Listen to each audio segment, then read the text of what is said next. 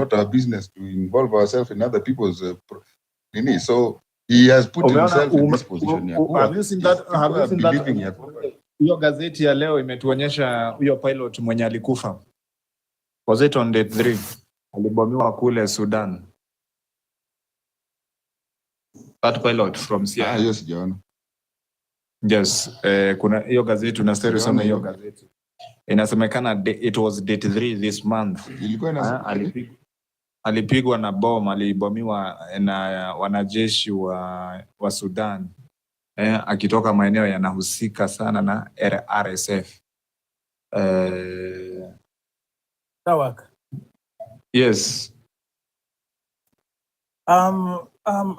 For me, what I can say, guys, hata mimi siku hizi hata sifuatilii mambo na gazeti sana. Juu, the only problem we have right now concerning media houses ni ile wanapenda drama bana. Like kitu yenye na kataa kabisa kwa watu bana, they can't tell us the positive side of our nation. You find something like, for example, kama ile issue ya juzi. I want to talk about ile ya last week ya ilikuwa ya Chelugate sijui farm ama hii ya nini ya Standard Media waliweka kaseti sijui what exceeding liars. Because 3 days ago ama 4 days ago ya Chelugate farm. That guy was not even administrator kwa hiyo case. You know, why the media houses wanatafuta tu the negative? Wanatafuta tu kitu kama ni drama yenye inaleta attention. Why are we not reporting even the positive side? Because what we want to talk about is like, we tunapenda bana nchi yetu bana. We love our nation, man. Tunapenda kabisa. And it's like, our nation is like, ni kama bibi ama ni kama demu wako bana. Kama unapenda bana, unafaa kuongelelea in a positive way more than negative way. But ukiamka tu asubuhi, negativity. That is like in a drain watu like I don't know. What nikuulize Elliot, what is news? News inafaa kuwa, kwani news nani alisema inafaa kuwa negative? Igwe tu kama negative statements ama tales ama stories. News should be something positive na negative. Eliud Ongoja, where is positive? An interjection. Eliud. Yes. Let me say this. Yeah. Eliud, your argument in a hot water, but right now, I think the emotion. Maisikia watu kuna wakati hata kazini watu wanabiago chenye wanataka kusikia, and it's very common. Sahi, it depends. If you are anti-government, unaweza furahishwa na venye gazeti inaandika. Kama wewe uko neutral, unaweza sema hauamini ama unaweza amini. I think it should not be a subject of discussion kusema, because we know, for example, kama hiyo mambo ya hiyo shaba, walijitokeza wakasema they are in talks with the government. Nayo media ilikuwa imeandika the negative side of it. Actually, the opposite of what is happening. So I think about what the media reports should not be a subject of discussion, because we know we have a biased media and in a report, even what is positive in a report in a negative way. Na I think inaweza chukuliwa kulingana wewe ni wasaidi gani. Kuna mtu anaweza ona media ikiripoti hivyo kwa sababu is anti-government, anabelieve hiyo. Kuna mwingine akiwa ni wa government akiona that whatever negative hata kama iko true, anasema ni propaganda. So I think it should not be a subject ya kusema tunaweza discuss, but the same venye tu tulikuwa tumesema hapa. Na Gachagua venye anaongea ni mtu mwenye unaweza najaribu kuangalia hizi talks zote, interviews zote, what are they intended to achieve? Kwa sababu this person was at some point, let me finish in about 30 seconds. This person was trying to defend his stay in that government. Nini imekuwa that ni baya in an extent. Just that even the court ruling ilisema watu kaanza kusema anaweza rudi kwa the same government yenye anasema ni baya. This kind of contradiction, do you know, it's all about their self-interest. Okay, thank you my brother. At least tunaangalia, at least niko peke yangu tunaangalia media. I also wanted to interject a bit of Also, what you just said. I have an interjection. Yeah, I have yeah. a lot of interjection. Yeah, I you don't see, know, Benson, if you Elliot, can go first.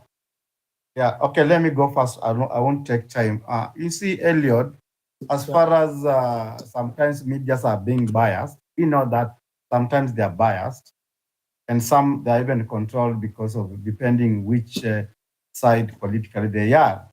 Yeah. But you need to understand that the manner in which our political has been angered since we got independence, it has been working against the people of Kenya, which again, remember even the media fraternity, they are human, and whatever that any leadership does, it's affecting them.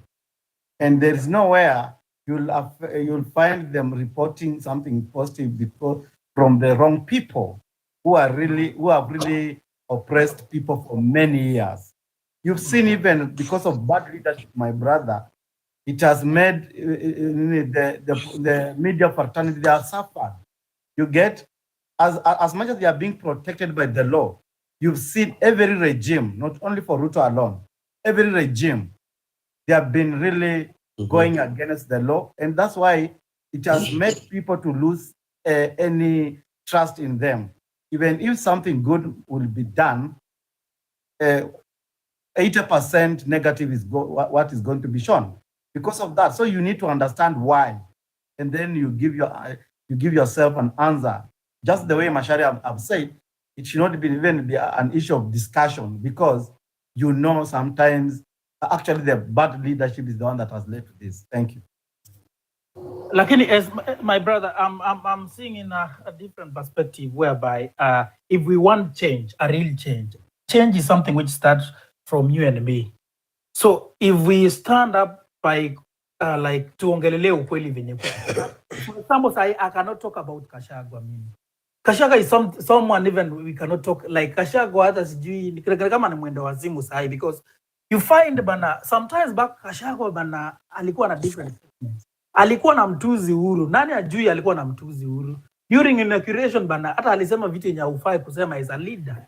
As a leader you should have dignity. As a leader you should have some other values hata yenye ukireflect na picha yako inafaa kureflect bana. Alafu the same time you know it's funny how government bloggers you want to turn this show. We are not here to discuss about Gachagua, by the way. It may not be our subject tonight. We are discussing about William. Guys, yes, can I say something, please? Yes. Interjection yangu haiko nini. I was not given time. Interject until I get the mic. So I've heard you. I have few interjection. Then I think I'll have a time to give my submission.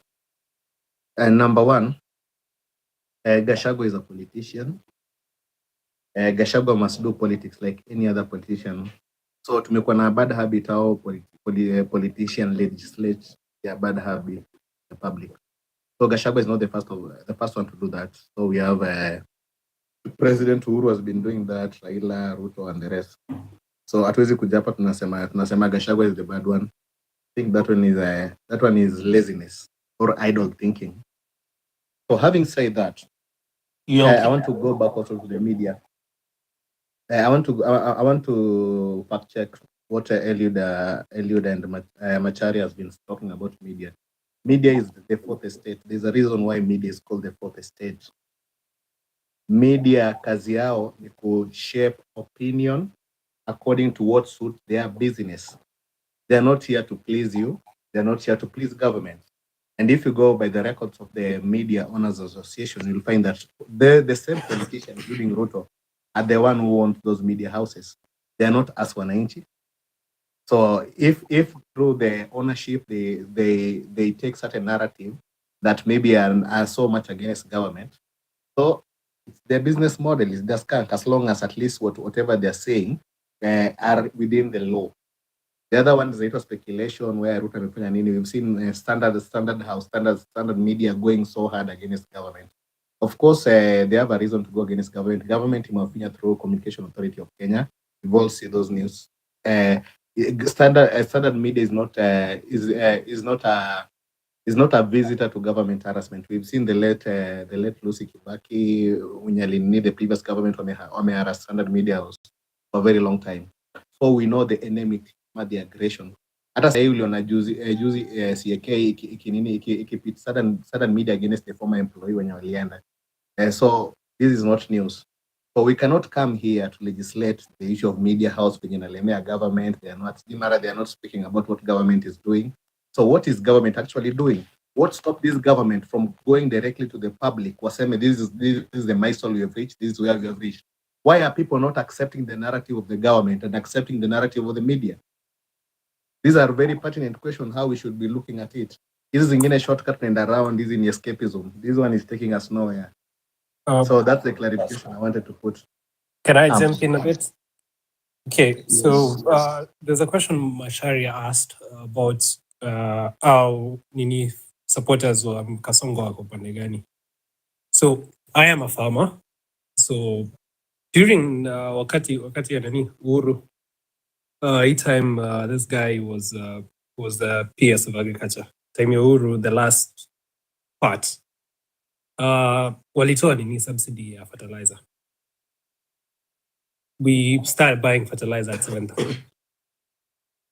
So when fertilizer was brought down, see, I would still plant. I used to plant 40 acres, though I dropped down to 20 acres due to the cost still going under Jew, and then the price, we'd still sell one bag at 7,000. So Mimi, I'm affected directly through the fertilizer subsidy. And though right now there's too oversupply of maize, until Saiga bag goes really low, it's not we don't sell it at 7,000 again, we sell it at 3,200 to 4,000. So that's the first part why I would support this guy. Secondly, it's the housing. Nimechukua nyumba moja Shauri Moyo.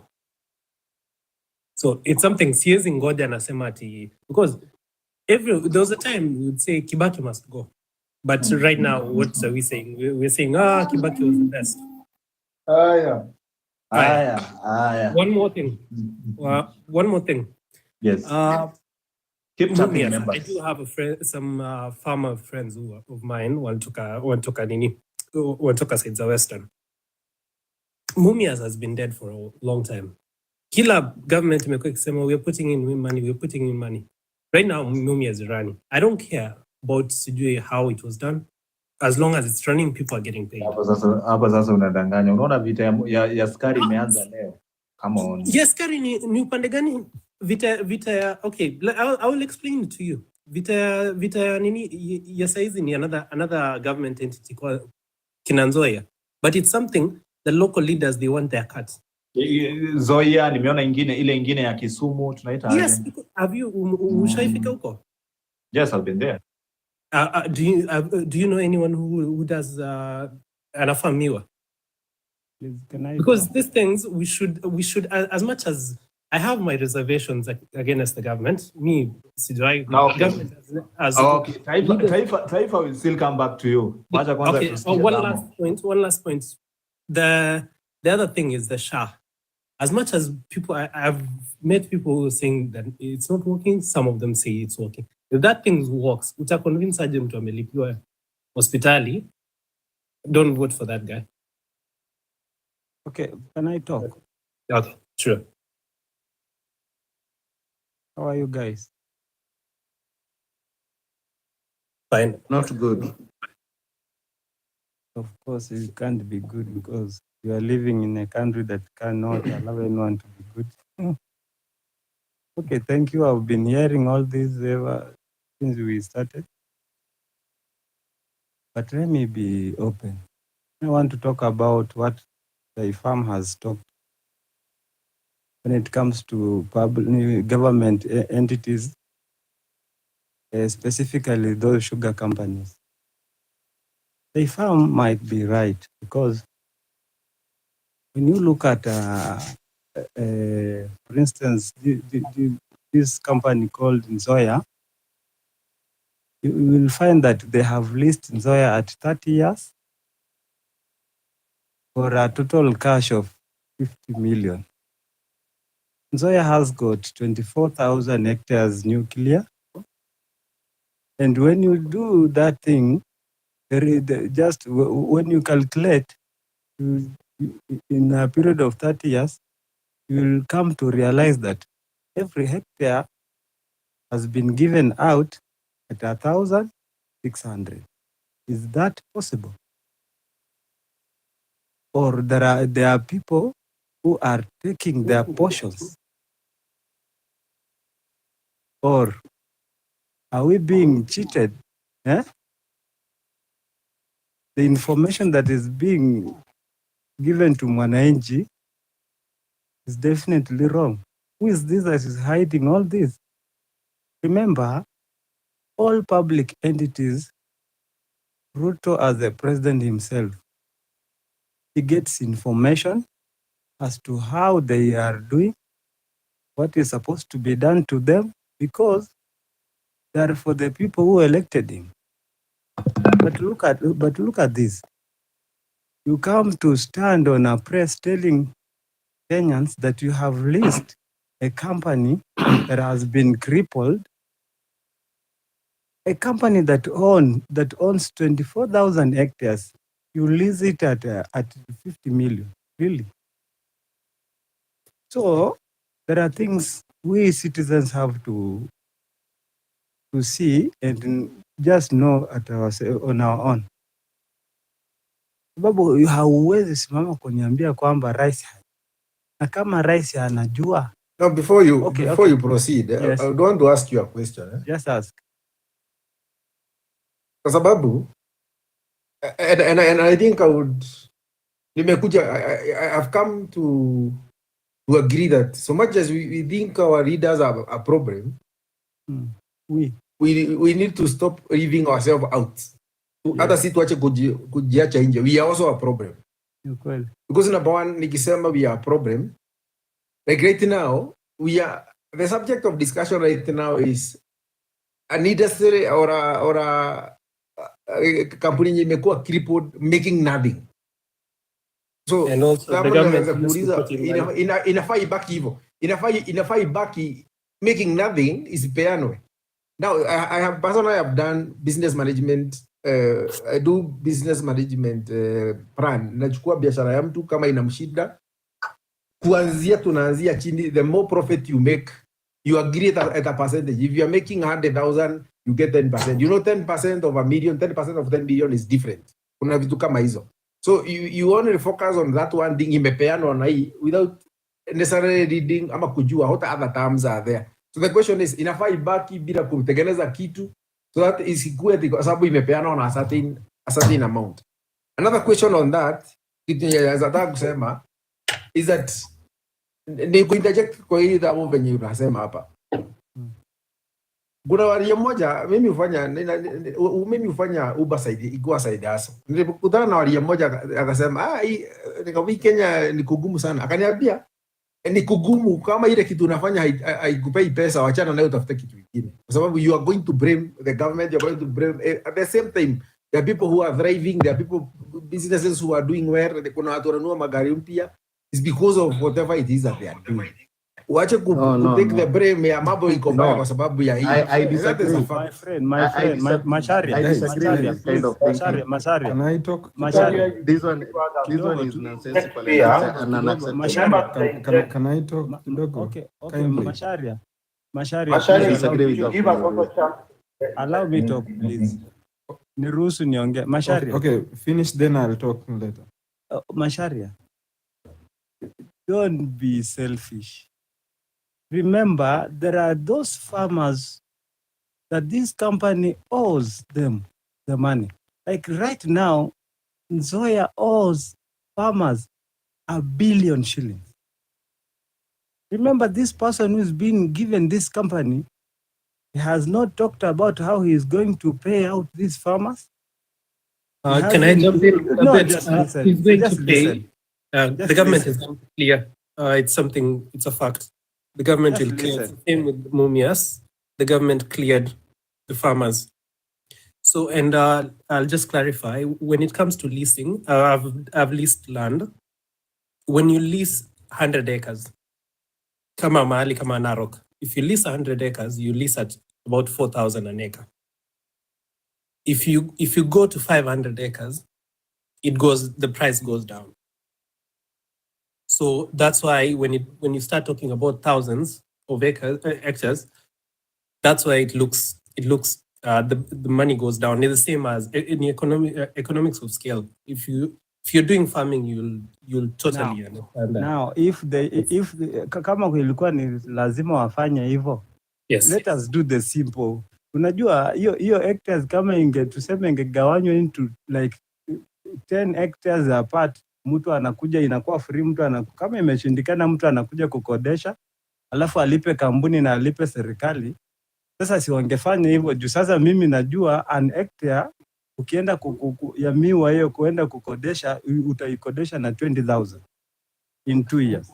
The problem we have, it's a government parastatal. You cannot always agree with me that there are people who are ready to eat just because using the name we have leased. Let's agree. Okay, I'll jump in just a bit to let's take an example of Kenya. Okay. We'll take an example of Kenya. Wacha Tony chip in then. Tony chip in one. Imagine watu wa government wanawapiga kwenu. I'm just government kidogo hamtatupanga, lazima tuna perspective yetu. Let me just I'll just explain. Let's take an example. Najua you are I'm giving you the microphone. Damn. Yeah. Let me relax, man. I'm giving you the microphone. Yeah. After him, I think I have something to say. Yeah, so let me speak. Let me speak, then I will rotate the microphone. We must correct the arrogance of people who blog for government or people who sympathize with this government. We must correct the arrogance. We must confront your arrogance and your short-sightedness. It's like the other time, kuna mjamaa mwingine blog wa government alikuja hapa akasema that the reason why youth wako wana complain sana kwa street is because they are lazy. They are not working hard enough. That kind of arrogance and short-sightedness we cannot entertain here, especially as young people. Ule mtu ameenda proper primary, akamaliza secondary, akaenda college, akatafuta opportunity, mwenye anatembea anatuma CV every day. You cannot call that person lazy or not getting enough the good area of employment. Atindo kwa maana is not earning much. If the economy is bad, it cannot be solved through shortcut, either leaving this job and joining the other job. Are those jobs available? You know, there's a good way, there's a better way. As a person who sympathizes with this government or a government blogger, you can bring some positive government. I want to give you an example. Number one, unaweza sema that this government at least care about sports activity. Wameanza kujenga stadium, wana build capacity. Everyone have seen something like that in a jengo. We will reason with you. We'll say at least that one is visible. We can see. But now you cannot come here and lambish us with things that do not make sense. Things are not clear. That don't make. You are justifying crap. Ukisema this government is not can you working. give an example of what you are heckling about? Like, could you just give an example? No, Taifa, hold your feelings to yourself. I don't have any feelings. I don't really care. So I can give an example. Feelings to yourself. Okay. Let me finish. I can give an example too. Yes. Then you'll chime in. Hiyo ni Macharia ametoka kusema sahi. I think people, the economic system is not working for some people because they are choosing maybe a wrong career. That's why maybe their money is not reflecting. That one is wrong, and it must be corrected spot on, without any fear or favor. Ama if you watch any second, you get in. If there are many indicators to show that the economy is not working, it's not lazima uende ufanye Uber ama uende which sector of nini ndio thrive. How many people have those ideas? How many are competitive in those areas? Can that specific area that is thriving accommodate maybe 50 million plus people, so that watu watoke kwa hii shida wanangangana day by day? Some people, you know, some of the talks that unahia watu wanaonga, you feel like some sort of charlatan attitude. People are grinding here. There are people who are sleeping, maybe angry here. These are Kenyans. You are not better than them. So there are many reasons why tunapinga government, and I expect people who wanna praise the government or wanna sympathize, I expect you to do better. I expect you to come here with facts. So let's be very clear on how we debate or how we engage. We are not here to please anybody. If you are supporting Kasongo, come here and with facts and figures. We debate, we engage. Because some of us, we are in this country to follow everything is happening. Mi pia siwezi kuja hapa niweze kupinga everything Ruto anafanya. There are one or two things at least nimeona, at least I make progress. I cannot be blind to that. But now there are some things you cannot touch. That's my point. So I'll just do a small closing argument. I'm about to leave. So something I would like to take on Macharia, what he said. I think as much as we are blaming the government, which we rightfully have to because we are paying taxes, as a person, at a personal level, you need to see what am I doing to improve my situation. Come on. It's some good ideas. I've seen Macharia. He does another job. He has Uber on the side, which is something that nimekuwa lucky nika travel around the world a bit. And I've met Kenyans. Unapata Mkenya they're nice. At the end of the day, unapata anafanya Uber, sijui anafanya delivery, food delivery or whatever. So at a personal level, because as long as we don't improve ourselves economically, hatutawai decide. Because as much as we'd like to say votes decide, also money decides how the direction of our politics. And also at times, something I've seen with the Kenyans, like most of us tunaonanga ni kama tuko na monopoly of ideas. Kama sasa hiyo sugar factory, Mumias, how many years has it been down? And government money inakuwa allocated every now and then. But it goes, ailipi wakulima. And then this government came in. It brought in an external guy who could list the nini. People started getting paid. The same case goes to Nzoia. Nzoia imekuwa budgeted. Money is put into Nzoia and all those other sugar factories. Money is put in, it didn't work. Same with let's take with this pan paper. Pan paper, same mistake was done. Money was being put in, Baka, it's dead. And other parastatals, there's so many parastatals that were there during Moi's time that died because of the people are saying, we don't need this. Someone comes in with a solution, but people are saying, no, we were not consulted. Because everyone sees that they have a monopoly of ideas on how to solve things. If we do that, nothing is going to move. Mtu anatoa solution, mwingine analeta pushback. Anasema, no, I can do it better. There's nothing. Nothing will be done. Okay. Yes. Okay. It's been. Okay. Can I be talking to you guys? Yeah. Okay. Can I be next? Yes. Okay. Now, for me, I have like 3 things to talk about. Let's start with what people have been discussing all through since I came in.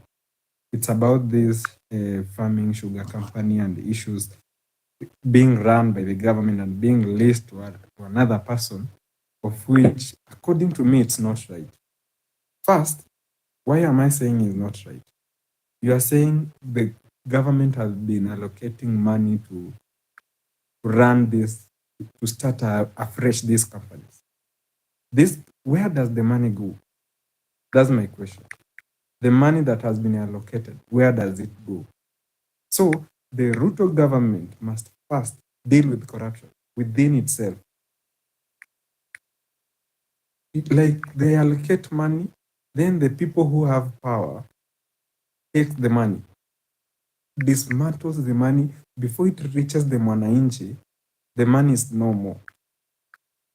Sasa halafu tunaanza blame the same, like we wanashikia the same government, of which it's not right. Secondly, the second thing I want to talk about is these people, when you want to tetea the government,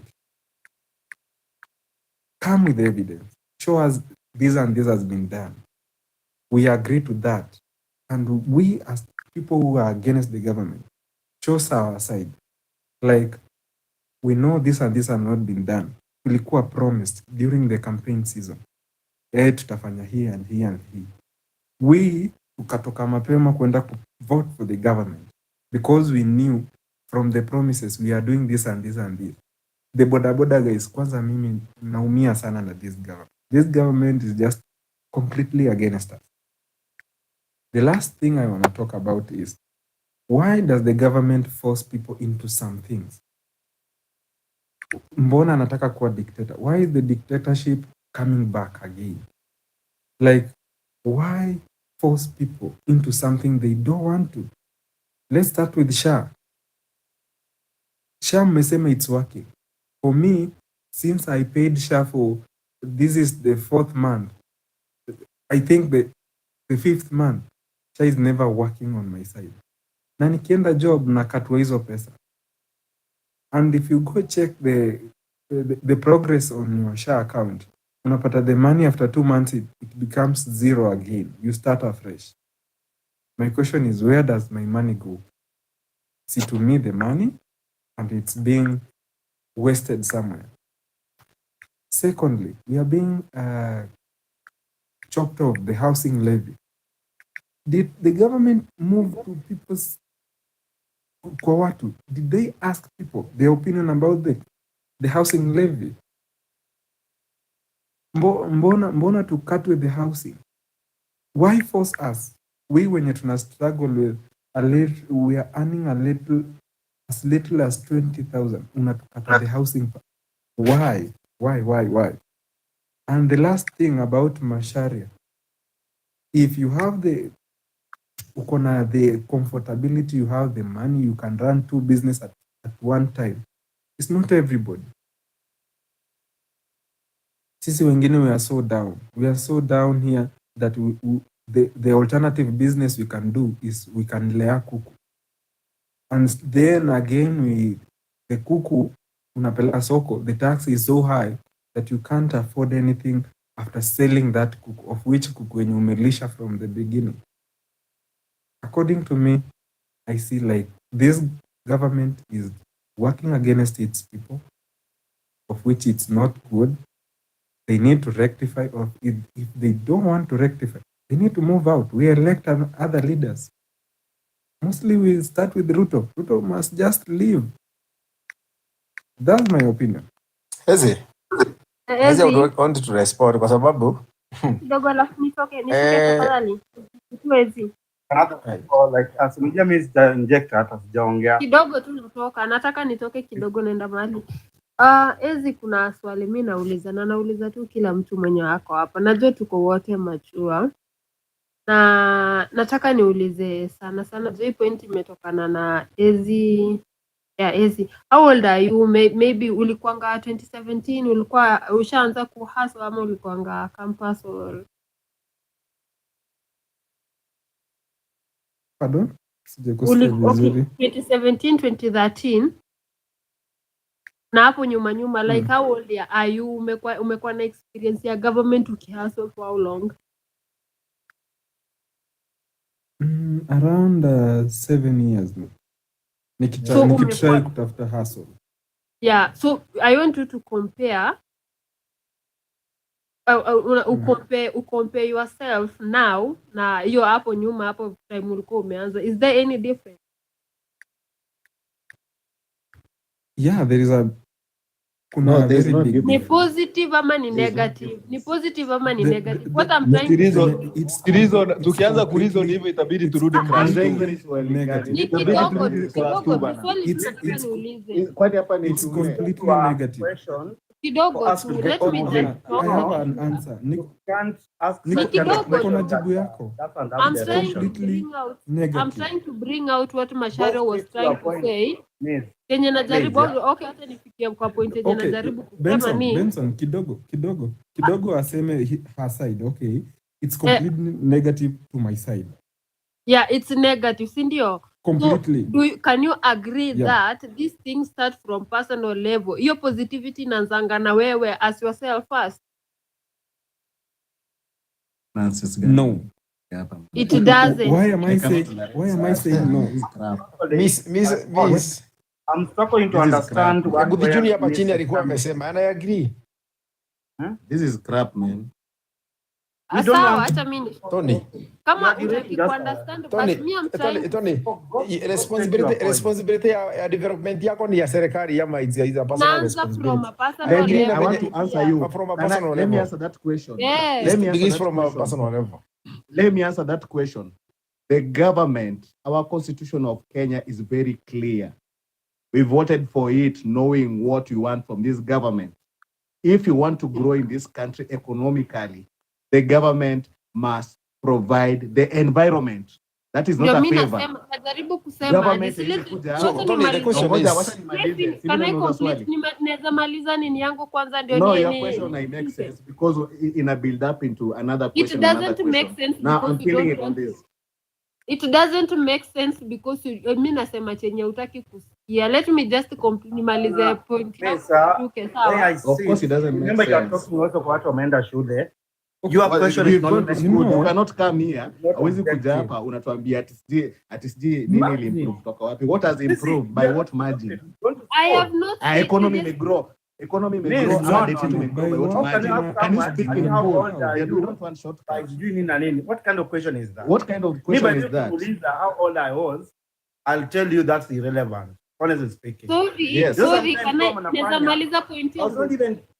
I was Naweza on the maliza line. point yangu? But you are For you to making it understand up. what I was But trying I'm to say. struggling to find a job. You people, you You're have a not- problem. You have a problem. Why can't you listen to one another, please? You cannot talk to Sijamaliza people hata or four point, people at msha once. conclude vitu zenyu. No, let us not ask the Wala sijamaliza question. hata what I'm trying to Ask say, a msha question, conclude. and we'll answer it.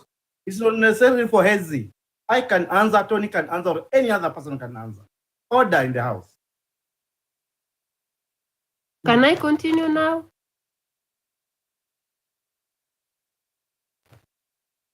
Okay, my point was, if everyone cries, this one is not doing this one is not doing this, I know everything is not well, and it has not been well ever since we need change. But before we say this one is not working, let us try at a personal level and try to see it ourselves. Unaona? Ndio maana nilikuwa nauliza Yesi, were you there? Were you, unaona, at least tujaribu ku understand, is it something that hakuna difference between the 2013, 2017 na 2022? There's no difference. Kuna difference yote kweli hawa are those people? There's no difference. That's why I was asking. Sasa hata point zangu zimepotea na ma conclusions zenyu na mauchungu zenyu mnataka tu acha tu nishuke anyway. So, okay, shuka tu. There is a big difference. There is a very big difference. Straight to your point. Unaona, miss, before you go, Let me get The lady is right. Mpatieni time ongee. Mpatieni time. I hate to disagree with Tony. To be honest, I hate to disagree with Tony, but Tony. give the lady a I chance. support Tony. Honestly speaking, we given Messi time, my brother, but she's asking questions that is purely when Hezi is giving his points here. I He has was been trying to, no. mimi nilikuwa So najaribu asking whether he was kuulizaje. there. So you want to tell me that he was not in Kenya? Where was he? Not Kenya, I was Benzo, can talking you stop about being emotional? economic wise. You're speaking with a lot of rage and anger towards Miss. Haya, sawa. Kitu nani anajaribu And say you're kitu- now okay, going kitu- to being petty. Paul, Benzo, this is where we Benzo. disagree. Paul, Yes. sikia tu Yeah. point moja. There's a place I want you to get very clear. Miss X, hiyo excess, naona jina lingine yote. Ameuliza vizuri, where were you in 2017 and where were you here? How old were you? I want you to understand the trajectory of that question. Unanipata? Then ameuliza, how was the now? What is the build up to this question and how is it connected to this discussion we are having right now? Then nikamuuliza, so if you want to challenge now the economy level in Papale, because economy is very wide, can you conclude that how was the GDP performing there? How was the money circulating in the economy performing them and this now? And what can we do about it? Sadi amesema ati maybe the Tony, issue to wacha do with personal nikuulize, development. wacha nikujibu. Tony nikuulize swali eh? Tony, wacha nikuulize swali.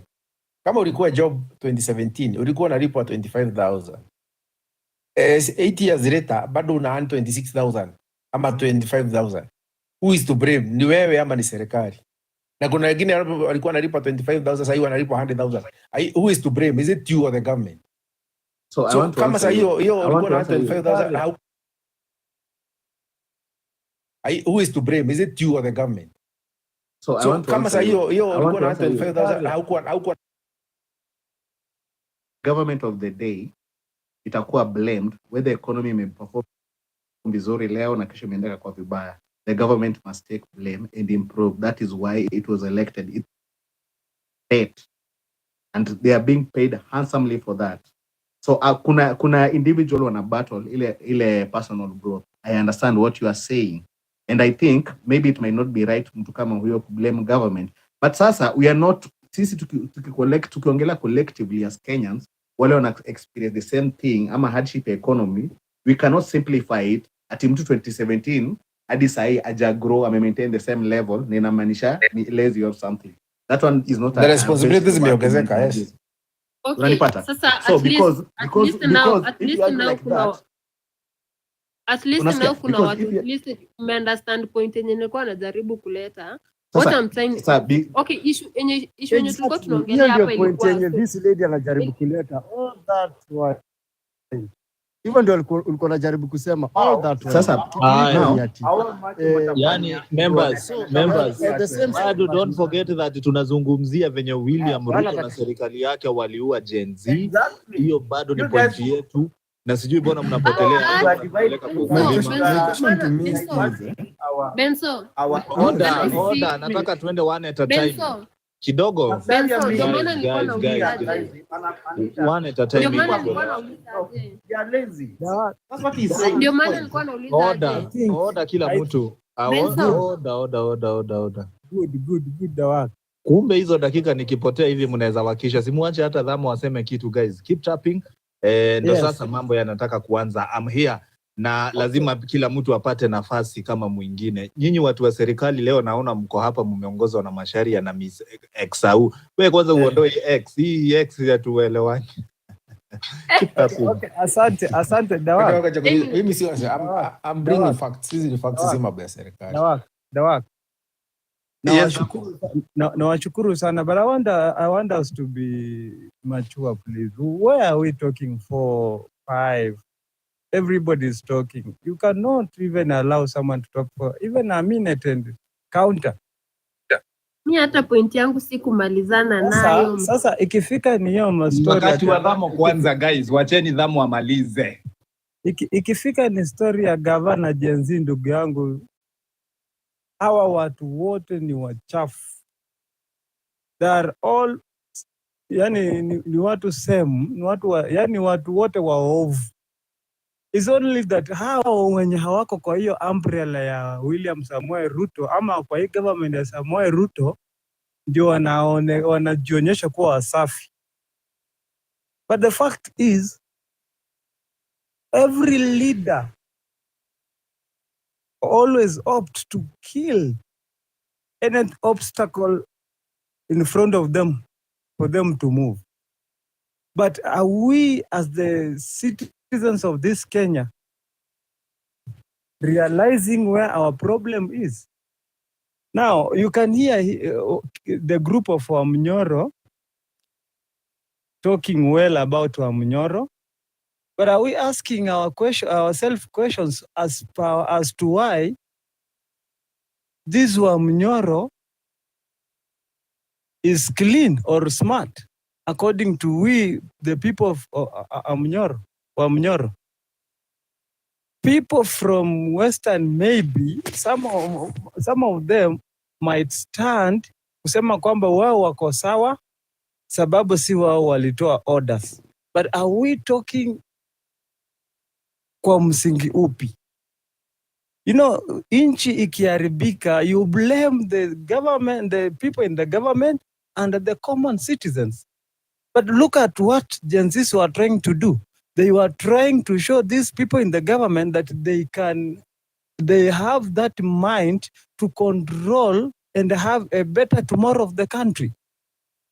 Wao wenye waliwawa na wao wenye walikuwa wanaua.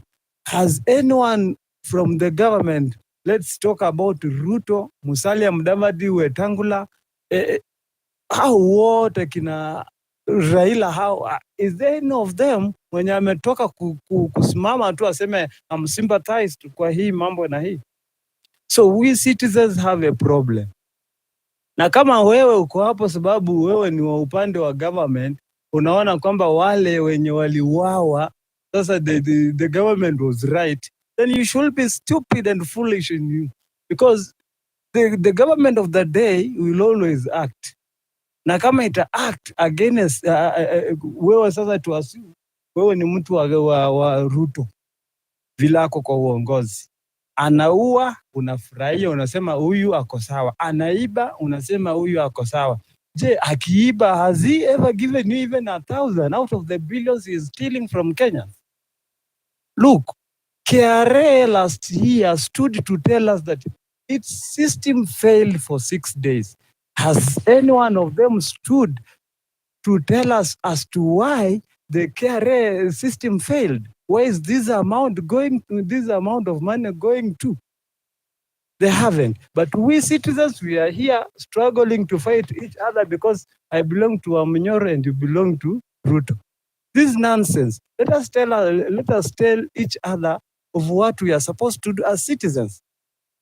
Supposing you have been employed by the government, look at this thing called SHA. People are the money is being cut and is doing nothing to them. When you go to a hospital, you will line up. Nothing is happening. You work and your salary is deducted to go to housing and live, housing. And when you go to ask for that house, you are told to pay a deposit of 600,000 and you will be paying 15,000. If your salary is 30,000, Yeah. if your salary is 30,000, why don't we just come clear and educate each one of us? Don't fight. This nonsense, because at the end of the day, 2027. I think it is out of order to want everyone to reason and believe or feel like you. Everyone has their right to feel the way they want. Kwa sababu when you say kusema ati mtu alikuja kusupport sijui what thing is stupid, I think you should withdraw that. Number two, I don't know why you're arguing. You're arguing from point of ignorance, not from point of information. You need to have information about, ukikuja kusema kitu hapa unakuja na facts, not just from speculation ama kitu ya kusema. Naongea facts. Juu sasa ukisema ati kuna mtu anaisha deposit ya 600,000, I don't know where that's coming from. Yeah? That's what I'm saying, point of ignorance. Masharia, tell me how much hiyo pesa inatoka pesa ngapi kwa access ya nyumba? Ona host number order Masharia and any other person. Number I also want to inject. Not even talk. Let's have order. Let's have order kidogo. Host number 2 order hivi. Staki nani Tama alikuwa anaongea, then Macharia interrupt. Then Macharia interrupt in a way, anasema tinani anaongea from point of ignorance and facts. Na yeye mwenyewe ana monopoly hiyo facts pia. So, then I'm interrupt without even asking for a session ama intercession. So I don't like the way that one is going. Ninamalizia kwa kusema hivi, wakati tunakuja hapa tufikirie, if the government is not working for common mwananchi, let us tell each one of us the fact. If the government is not delivering to health sector, let us say. If it is not delivering to education sector, let us say. If children of the people are being abducted and killed, let us talk of it. Thank you. Can I pick up? Because sijaongea tangu ni join. I'll just give it order. Can I be given a few minutes? I inject. Host or Tony. Go ahead. Oh, thank you. Thank you. Thank you, good people. Guys, as we are debating, let us be objective because this country belongs to all of us. Because I've listened to some speakers here.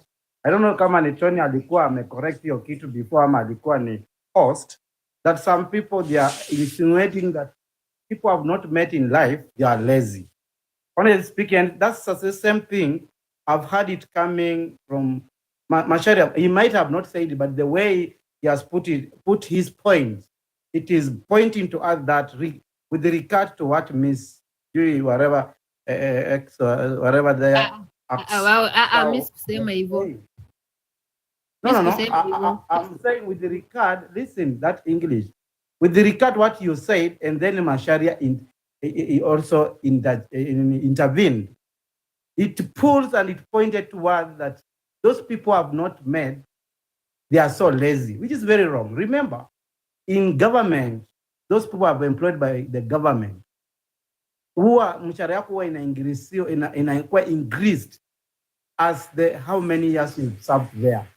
That is there. Again, promotion is there again. So don't tell us. And again, you guys, there are many parameters you can look at that. Macharia. There are people they cannot be promoted depending in any who is at the top. Maybe kwa hiyo parastatal, mtu wewe maybe kama ni uko na uhusiano na maybe na the CEO, you'll be promoted even within a very short period of time. So there are many parameters, guys.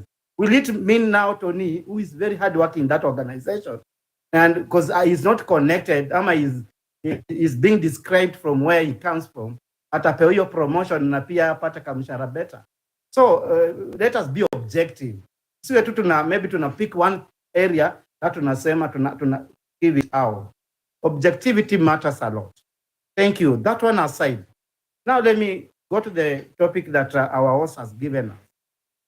Ruto versus Gen Z plus opposition.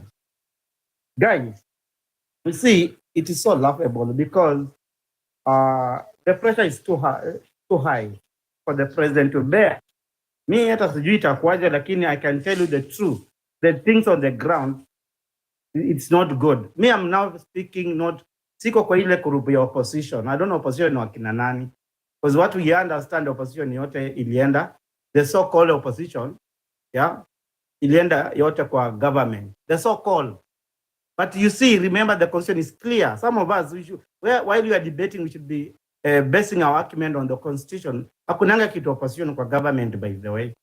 Every member has an obligation to serve his people. They are there to oversight the president, the executive. Because the president is the one that holds the machinery and the resources. And he is the CEO of the country. So whenever maybe I don't make it in my life, you know, it just the way Tony was saying, if the government is there to serve is people, not all of us, we cannot fit in the government.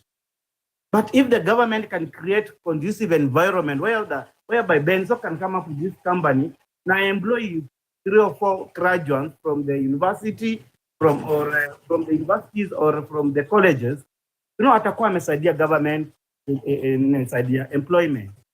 So here, I can Gen Z.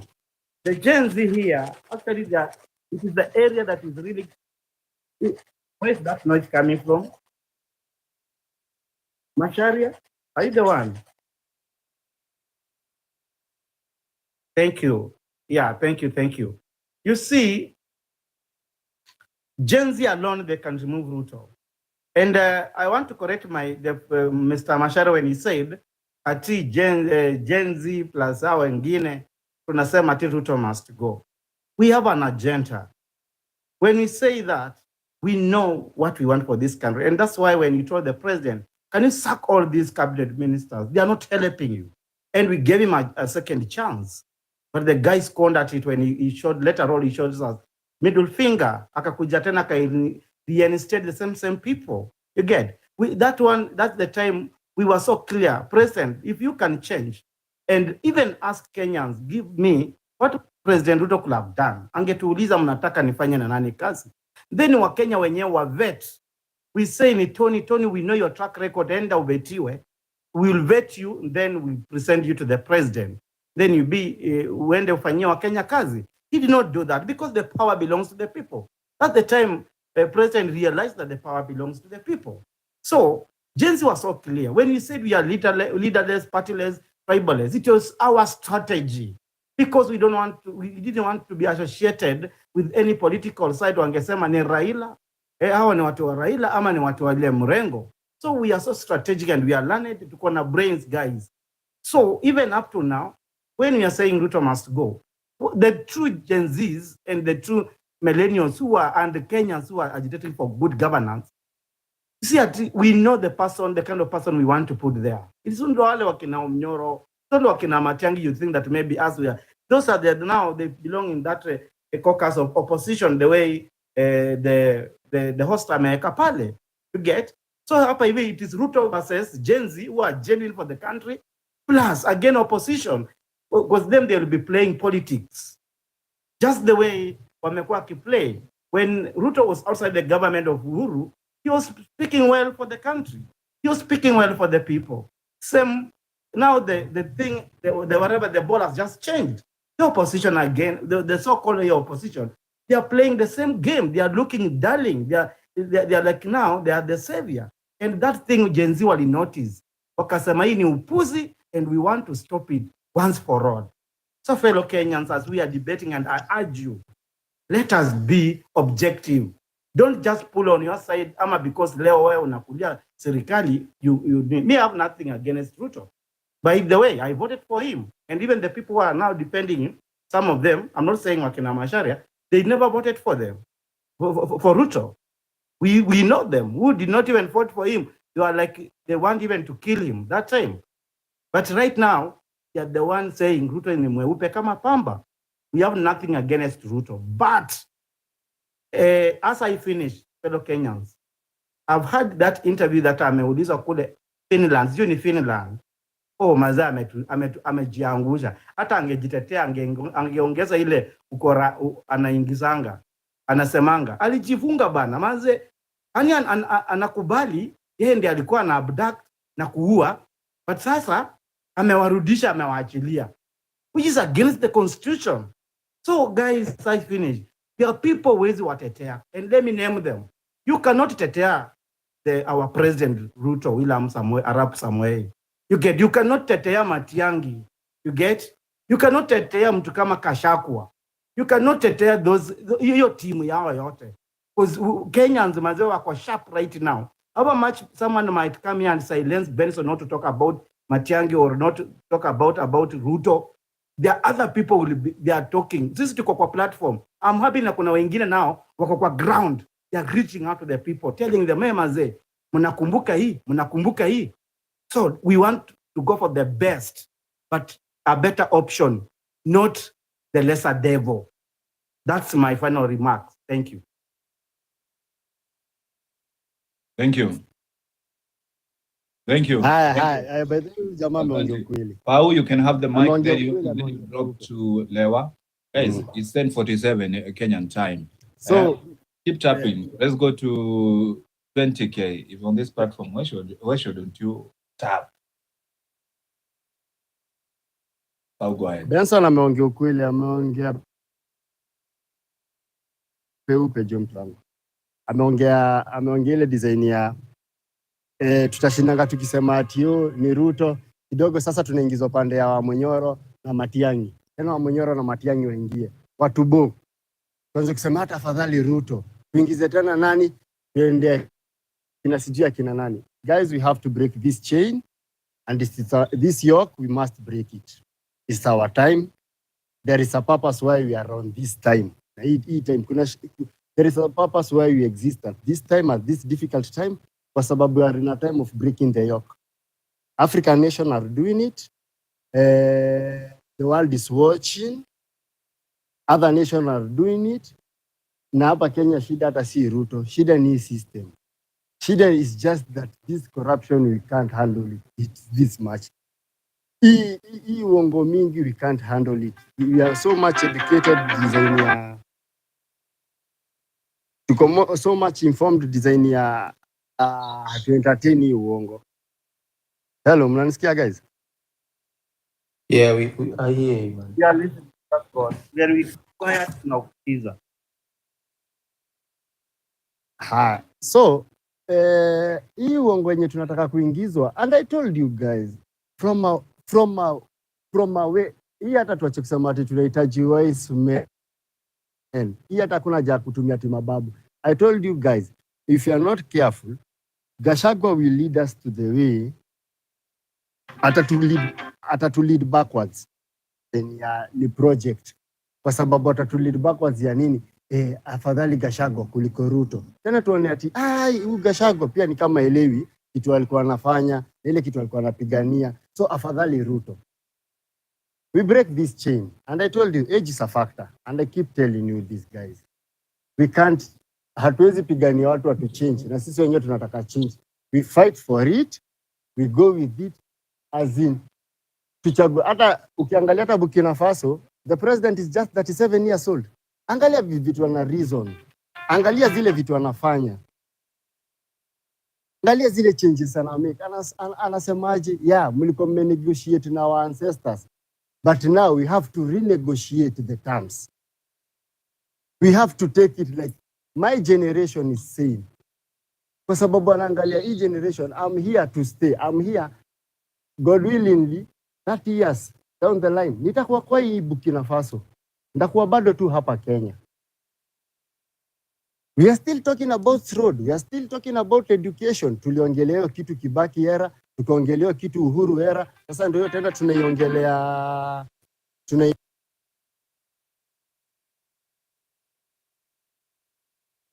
We have to break the yoke, guys. We have to really to categorically na to at point. Sikubahatisha. We are not trying it anymore. Our parents did it, our nini did it, but we are not trying it anymore. Never venye mnasema, Tony, from again from nini, by now, tunafaa, venye UDM anasema, tunafaa kuwa on the, tunafanya, to come up, tunaongelea about the trouble and how we can come up with the solutions. Unaona, documenting it. Kama inapo nini tunasema kama ni health, tunaweza ifix hivi. Education, tunaweza ifix hivi.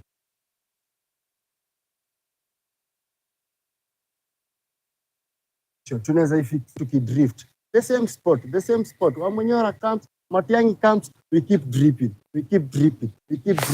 Corruption. And so guys, we have the brains. Hata mimi nasema hivyo. We have the brains, and there is a reason why we exist right now at this moment. It's on purpose. It's on purpose. Thank you guys. Na drop kidogo. I think what you're failing to understand is that as much as you're all trying to vie in different leader to lead you guys, to lead the people, but what you're failing to understand is that all these leaders are just the same man. Who designed the system? It's not the leaders that design the system. The system, even someone who is being elected is coming into an existing system. It's not that the person you're electing is coming into a new system or is coming in with a new strategy of changing a system. No, he's coming in an already existing system where laws, rules, structures already existing. He or she cannot change anything. That's why Kenya is not a country. For those who think that Kenya is a country, Kenya is not a country. Kenya is a company. You should research and do more. Research in depth. Kenya is not a company. Kenya is not a country. Kenya is a company. That's why people they're foreigners. All leaders that take place, they have to meet foreigners' interest. Why is it that every leader comes in always runs with the West? Someone said that, Burkina Faso. No, you look at Burkina Faso. Burkina Faso broke the chain by removing colonials of the France, into their country. So for people to say that, we need change, you have to break the system. But you can't break the system by bringing in a new leader. You have to break the system by telling these foreigners, get the hell out of our country. Most of Kenyan militaries, they are being led by the British, Americans. Yeah. Everything in Kenya is being run by foreigners, man. All the minerals in Kenya, are being taken away into the foreign countries. And I heard someone saying here that, why are we paying taxes? Taxes are not a must to pay. It's not mandatory that people are supposed to pay the taxes. You're supposed to pay taxes willingly based on what you can afford, but it's not mandatory. The only thing that they're making mandatory is because the economy is not stable. If the government, if the economy is stable in such a way that the government can use its natural resources, look at Libya at the time of Gaddafi. They never used to pay any taxes because Gaddafi understood that we have natural resources in this country that can sustain the economy of this country. That even if there's oil, there's everything that's available, we can trade this and regenerate anything that we want. That's why Libya was the only country in Africa that could pay education for its citizens, pay medicine for its citizens, pay everything that its citizens want without doing anything. So you tell me, as much as people are saying, oh, I don't know, President, oh, he's not, he's a Ruto, I don't know, Ruto is a bad guy. Oh, you want to elect another, I don't know, Rigiji or who? Okay, you'll bring them in, but the system is the same. They're all puppets. Allow They me are all to interject. to the West. They are all puppets to the West. They bow down to the West. That's why Burkina Faso does not bow down to any Western leader. That's what you're failing to understand. And as much as you're all saying that you're informed, how comes you're all informed, you're all educated, but you're still disunited? Can you take interjection from Benso, if you will? Can you take just one interjection from Benso? Then we will help enrich the debate. Thank you. Go ahead. Thank you. Clay, I've heard you. Partially, you've spoken well, and there's an area that I'd like to interject. The problem that we face in Kenya, we know it vividly, clearly. We know it. It is not the system. Remember, all of us, we've gone to school, you've gone to school, everybody understands. I think people are misunderstanding the word system. System only works if the persona that is put there does it make it work. If the president, the way you had us saying, if he goes there and he dismantle those people, there are people who are making that system.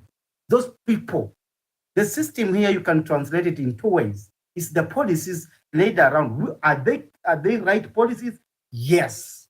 Do we have the right constitution and laws? Yes. Are they followed? Because those policies are the one who forms a system. Like a president is a system. It only thrives when people, the persona that we elect, go there and implement those policies, but they don't implement. You've talked about we are being controlled by the whites. Who encourage them to control Kenya? It is the leader that we elect. If President Ruto goes there, he was elected and he was given power by the people of Kenya. He says now, from today henceforth, if you are a white who you are coming here to take our resources, blah blah, stop it today. And any leader after the president, if you are caught stealing or also collaborating with these people, the law should carry the day. So let me just correct you that we know our problem and we are well informed.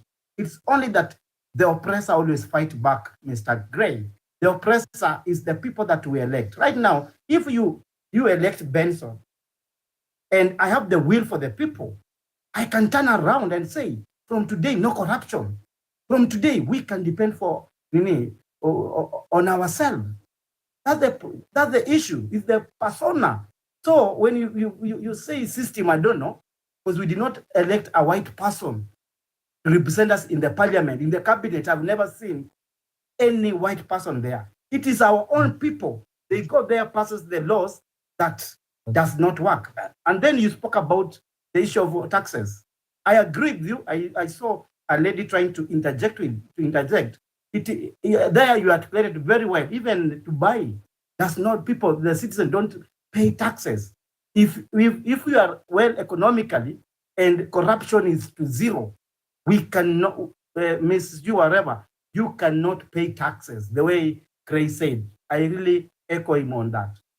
Thank you. Okay, let me remind you one thing. 90%, not even 90%, 99% of any African president they are not being elected by its citizens. And I guarantee you that with proof. 99% of African presidents are not elected by Africans, by the African citizens. If you can bet me on that, I can bet anything on that.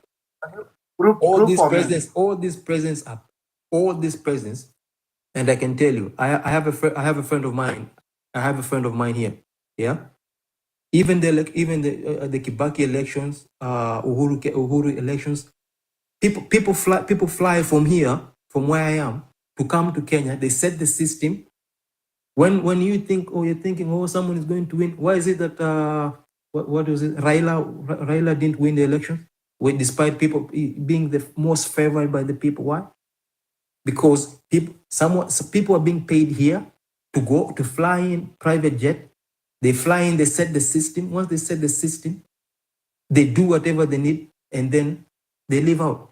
These people don't care about you and you. No, it's their interests. That is why, if Raila will have been elected, why is it that even Ibrahim Traore right now they want to assassinate him? Because it's not meeting the interest. So unless you elect someone who is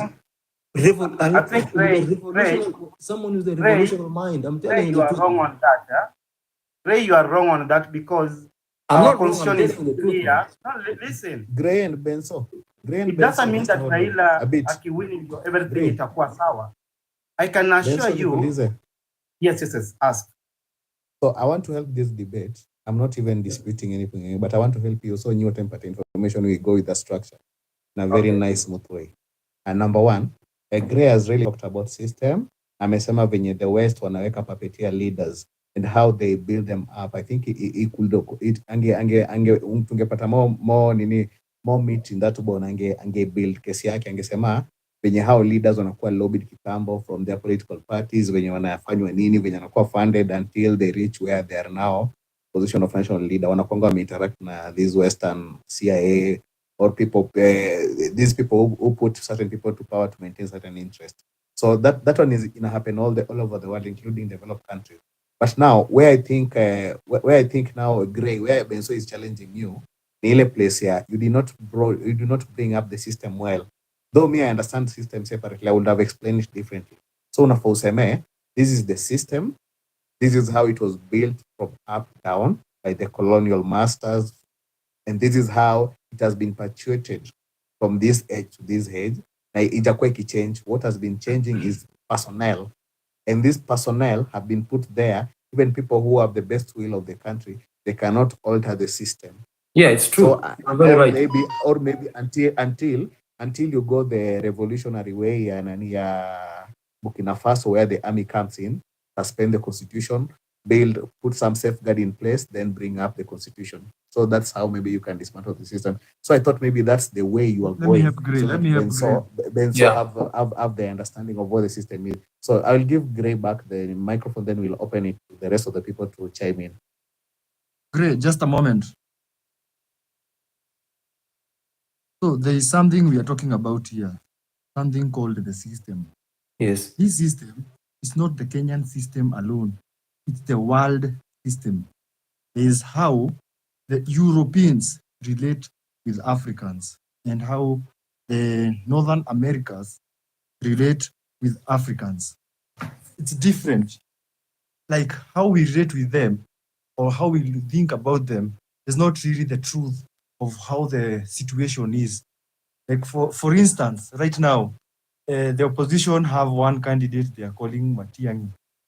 But this guy has been working for the IMF for the past 2 years. The current governor of CBK was working for IMF. The previous one, even the most previous one, was still working for IMF before they got the government job here in Kenya. Then we expect this country to get out of debt. Are we serious if we keep re-electing, if we keep putting into high positions these people who are working for foreign banks and foreign entities, which are hell-bent on making us weak? If you remember very well, there were speeches which Ruto was making all over Africa when he was elected president a few years ago. He was going to South Africa and telling them we need to have an African currency. We need to look at this thing in a different way.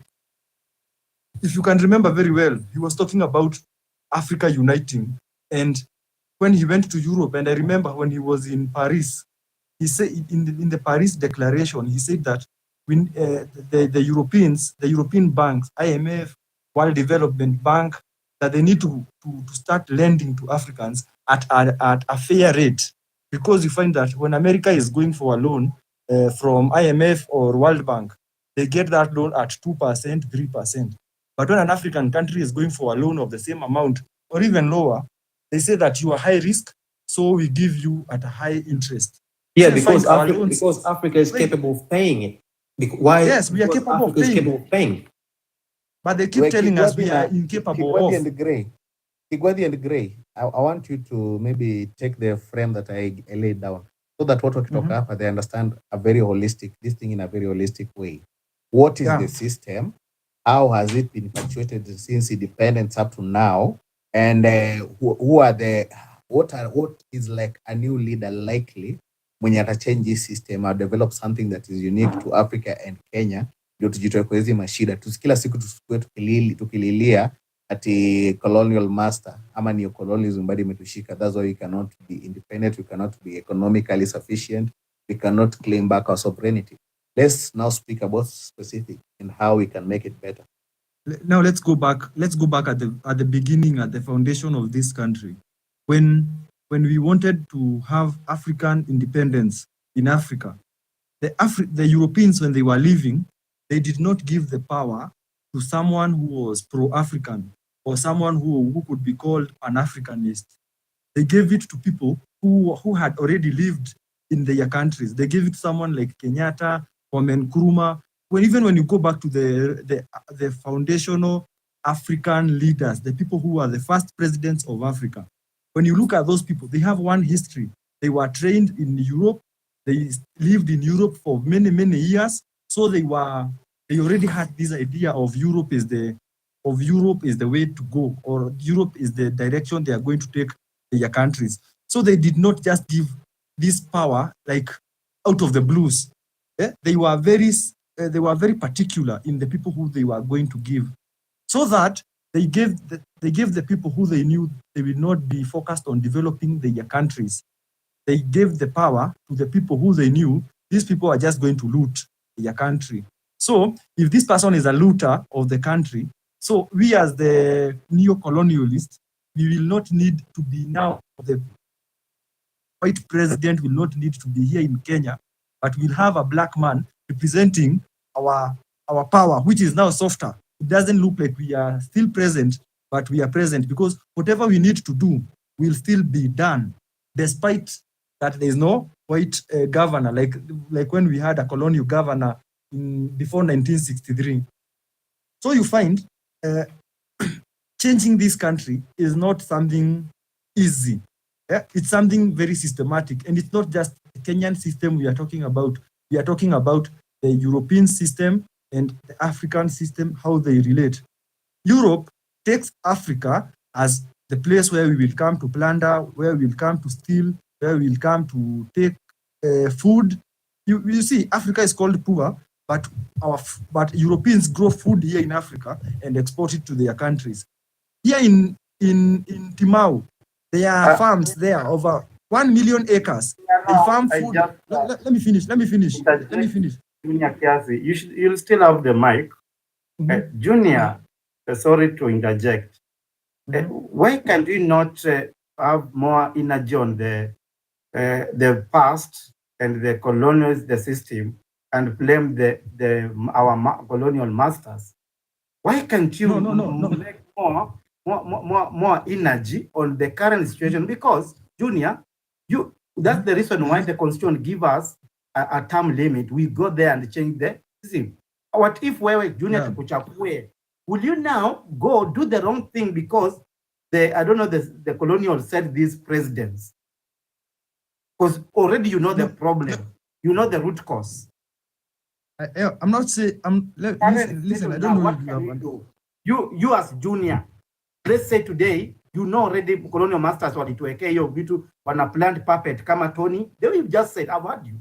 That now they use Tony, who is not pro-Africa, to serve their own interests. I've gotten your point.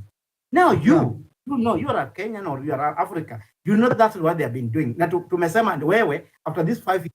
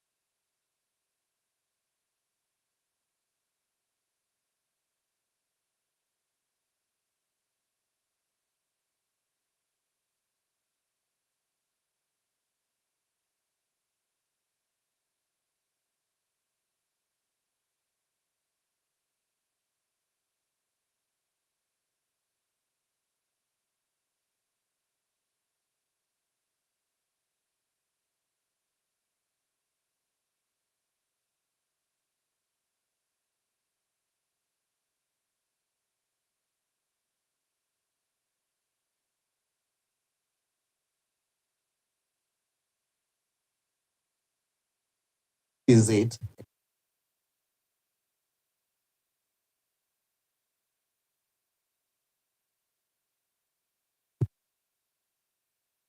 So it's if that thing still exists, we have an opportunity to bring in leaders who love their country and break that down. What is this thing? I thought you can speak specifically to that. So you want to understand the principles that are being, there's one thing that perhaps you can do your research. There's something known as subversion. You know what subversion is? Yes, continue, Andela. So subversion is the process by which the values and principles of an established system are contradicted and reversed in an attempt to sabotage the existing social order and its structure of power, authority, tradition, hierarchy, and social norms. It involves a system to attempt to overthrow or undermine a government or political system, often carried by a person working secretly from within. Subversion is used as a tool to achieve political goals because it generally carries less risk, cost, difficulties, as opposed to openly belligerent. The act of subversion can lead to destruction or damage of an established system or any government. So these are the 4 stages now. Let me read to you the 4 stages of. Stage number 1 is demoralization. Demoralization. It involves systematically undermining of society's moral and ethical foundation. What happens? You infiltrate educational systems, media, cultural platforms to influence the mind of young people. The goal is to instill a sense of delusionment, moral relativism, and a rejection of traditional values. In case individuals are to question their own culture, identity, history, societal norms, creating a sense of instability and disorientation within the target population. Stage number 2 is decentralization. The first step is demoralization. The second step is stabilization. Once demoralization has taken root,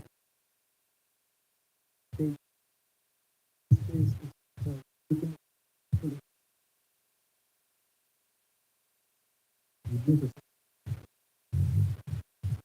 These include law, military intelligence, commerce, and national ability. Grace, please put up your voice. Put up your voice. Put up your voice. Hey, volume. Mama ni mimi sisikii peke yake. Hata mimi sisikii chenye jamaa anaongea. I'm really Ama ameshika kitabu akaweka simu chini. I'm even trying also to But I'm also even trying to look for the meaning of subversion, because I can't hear. Let me repeat, yeah? No. I think, Gray, personally, Yes. how much you are so low. No, don't repeat. Don't repeat. No, point out. Yeah, Point don't out, repeat. please. I've heard you. Will I continue? No, don't mentioned repeat. some points there, around 4 point agenda. Yeah, they only But 4 I can points. tell Only you, 4 points. I'm still challenging you. You are Yes. not fully convinced that those points that you put across, that's not what is happening in Kenya. Remember That is when what is happening. I'm telling you. if this listen, system, you if what is given happening, us four agenda. Benso, wacha malize kunini? Wacha Yes. Gray malize execute point yake, then we come in and where you see where you can correct Okay. it. So Okay. Gray also, while you are reading that, try to make it summarize, maybe read only one sentence in it, then you finish, so that we don't have a lot of time to read. And then yes, okay, just run through a stage summary of number that. 3. Stage number 3, you create the crisis within the economy. To undermine of the power and authority of an established system or institution. See, okay. So guys, can I talk? Yes. So I've heard Gray. I think Gray, at some point you are right. That's what we need to do. But then, you know, I have another idea, because the only problem we have in our country ambayo inatufanya tumekuwa hell like this for quite some times ni ukabila. So I think as Gen Z, tukiweza kaa chini tu vizuri, we look for a good leader, a good person, then we rally behind him, then I think tunaweza toboa. It is a very simple thing. Tuachana ukabila na to identify one young guy ambaye ni vibrant na Africa. Yes.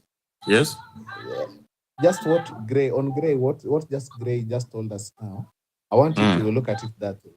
What if hii division yetu ya ukabila, what if it's not deliberate, it's systematic, it's planned, it's not a mistake? Abu, come on again. It's the only thing your voice you're using your voice. Acheni niwaambie ukweli. Acheni niwaambie ukweli. Kabila. All this division is something.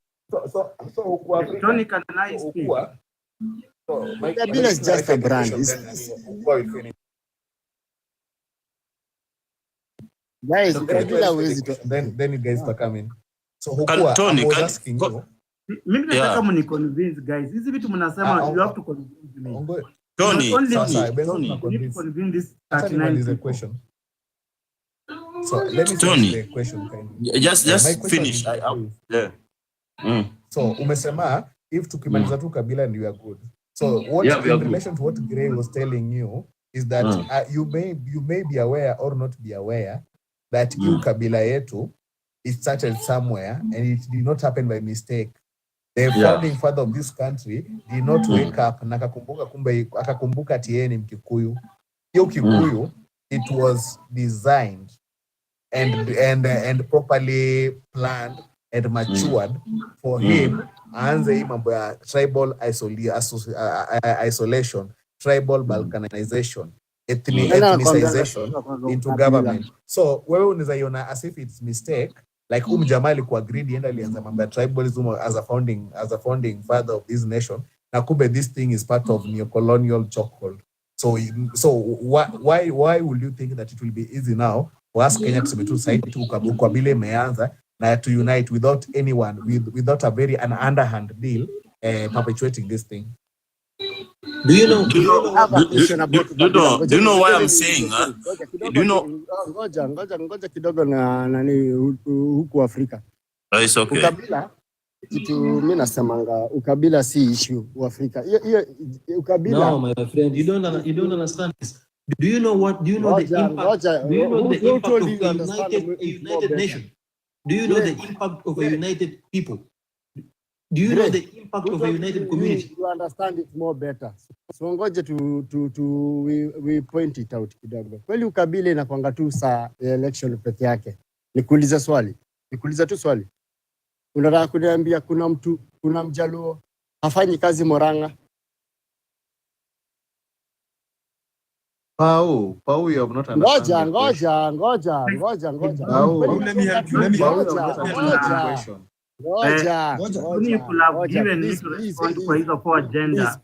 Ray ameongea alafu na hii maneno ya ukabila. Sasa Pau, understand.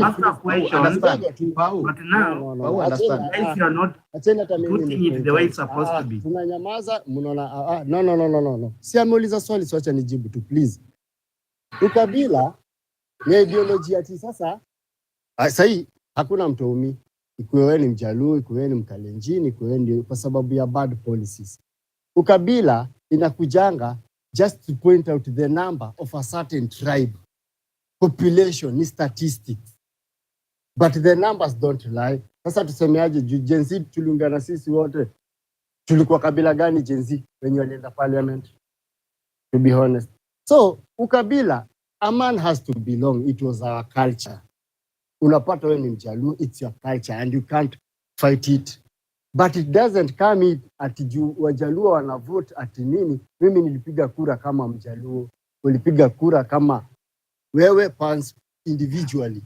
Wewe individually ukiwa umesimama hapo. Si ati tulifuata ati juu nini ati kiongozi wetu ni Kalonzo amesema hivi. Hiyo ilikuwa ideolojia hapo zawadi nini. Ilikuwa hapo zamani. We are focusing on tomorrow. Now we stop politicizing kabila kwa sababu acha niambie. No. Kidogo Tony. Nataka nimsave. Moja mwisho. Ngoja kitambo ni save ni sawa. Acha ni drown zaidi basi sio ni save. Kidogo tu. Hiyo kabila yenye tunashinda tukisema sometimes it is even advantageous socially. Kwa sababu given it hata tuangalie to be functional ile pande inasaidianga. Ile wakati unasikia kama sahi Shabana FC ni ya wapi? Ni ya Kisii. Fan base yao ni Kisii. Ni tribe moja. Gor Mahia ni ya Wajaluo. Fan base yao ni ya Wajaluo. Kweli ukabila inakujanga tu sa election guys tu peke yake. Mimi ni fan wa Gor na mimi ni Msafiri. Mimi ni fan wa Gor. Sasa hiyo sasa sielewi. Ngoja nikuelezee kitu. Kidogo tu. Nipe chance just respond kitu mnajaribu kutumislead. Ngoja respond. Simkosa important na Pau. Okay, Junior umepewa time na hujamaliza. Hebu maliza. Because we always want to respond to that. Haya, acha nimalize. I didn't even finish my point. First, hebu kwanza maliza huku Afrika alafu nimalize. No, do you know why? Tony. Just one thing I wanted to make very clear. Wacha tu hii point yangu ni 30 seconds. That's very clear. Pau umonge vizuri about advantage and disadvantage of ukabila. That is not the issue. The issue where Gray na alikuwa nauliza kuwa Africa, are you guys not aware or you guys will not be aware that you belonging to a tribe, it's a good thing as an African man. A man must belong, a man must have heritage, a man akona ancestors. As an African man, your tribe is very important. It's central to your identity. It's not a bad thing. And you should not be ashamed about it. That is right. But the thing is, the thing is, I want you to understand that a European amefanya alikuwa ahead of civilization. Amekuwa kitumia kitu inaitwa divide and rule. And the only closest and easiest thing to divide Africa was on tribal lines, especially country like Kenya. Ndio wapate people. What about Tanzania? Waletwe hapa. Hiyo ndio place tunaleta. But being a tribe, ama way to belonging in another tribe is not a bad thing. It's a beautiful thing. Yeah, it's not. But now Mali imekuwa weaponized. That is where I think you are not understanding. Huko Africa, you can now pick it up. Do you know why Let me help you, Tony. Can I talk kindly? Do you know why I was talking? I was emphasizing so much. Do you know why I was emphasizing so much about ukabila? Tunatumia hii ukabila yetu kwa njia mbaya. Unaona? Kukua a Luo or a Kikuyu is not a bad thing, but now we are using it on a wrong direction. Especially when we want to make a very important decision come election, come a voting. Are you getting that? So if we can do a civic education on how, just teach people, young people, on why the reason voting the right person inakuanga very important, because voting ni kitu yenye tukishafanya ni kitu inaenda to rule for the 5 good years ina to rule. So if you vote for the wrong person because ya ukabila hii ni mtu yetu na ni mtu mbaya, then atatumiza for those period.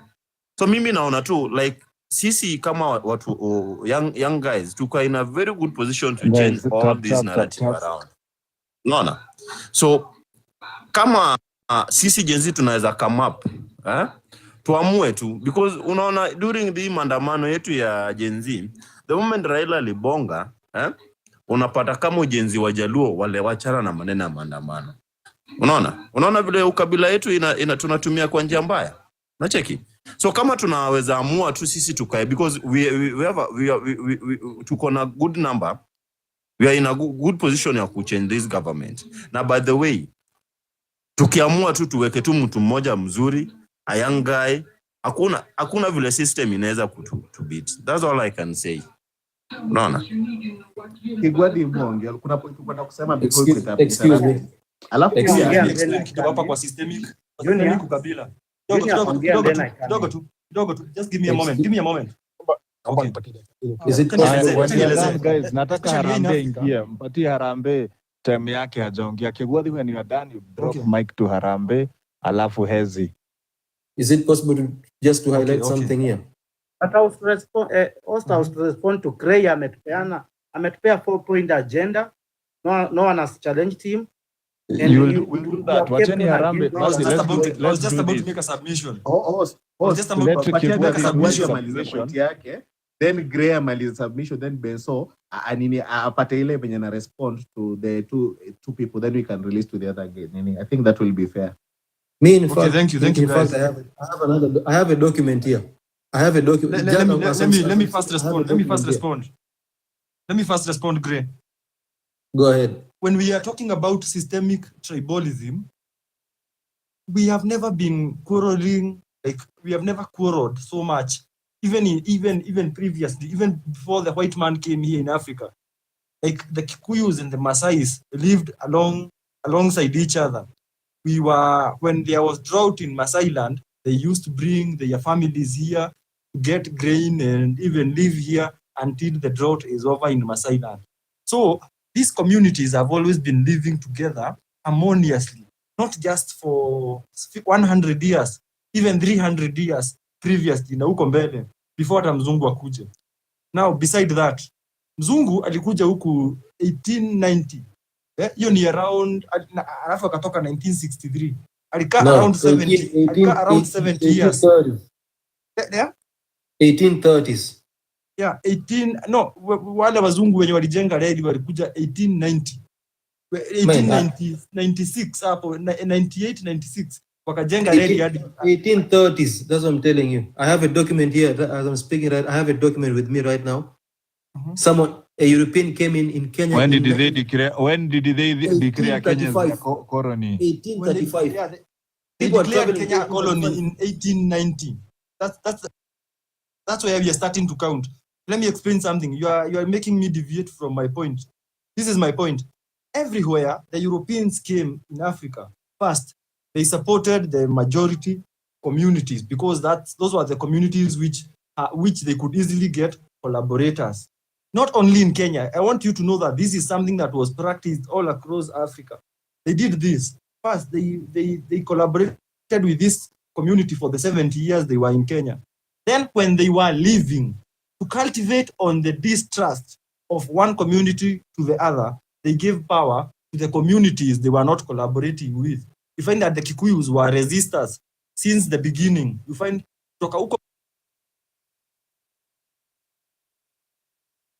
the Nandis were also resistors. you find that there were communities which were collaborating with them. The communities which were collaborating with them, they worked with them during the tenure of colonization. When they came to leave power, they gave it now to the communities which were resisting. And that is what they did all across Africa. Even when you go to Rwanda and Burundi, you find there are these two communities, the Hutu and the Tutsi. You find that the Tutsi were the majority tribe. They had been oppressed for that whole period of colonization. Then when the Belgians were leaving power, you know what they did? They gave now power to the minority, the people who are the resistors initially. You know what that was supposed to do? That one was supposed to make this trust between one community and the other to be so generational for such a long time, until when Rwanda and Burundi had gotten independence for over 40 years, there was a civil war which came in later because of that transition of power there in 1960s. So you find that these white people, they trapped us. They trapped us to make sure that we will always have internal wrangles and internal distrust between us and ourselves. It's so easy for a Kenyan to trust a white man when whatever they tell you with their mouth, you say, huyu ni mzungu, they have no reason to lie to me. But if you are told the same message by a black person who is maybe from another tribe, you'll be like, oh, what do the Maasais want, or what do the Kalenjins want from this matter? When you are told something by another fellow black person, we start considering it with the thoughts of kabila gani nasema. Lakini when the white people are telling us something, we believe them so much because they played the reverse psychology card on us. They oppress you for so many years. Then when they are leaving, they give power to the people who they have been oppressing, so that the people who are now collaborating with them will be left wondering, well, what happened? You were not given the power, and you are the ones tulikuwa na wao pale ndani. So the distrust, the systemic distrust, was cultivated over 60 years ago. So when we are now talking about it today in 2023, in 2025, this is 63 years later, we are talking about tribalism, something which was cultivated by these people 60 years ago. We have yet get over it, because it's not just words. Huh? You know, these white people are very cunning.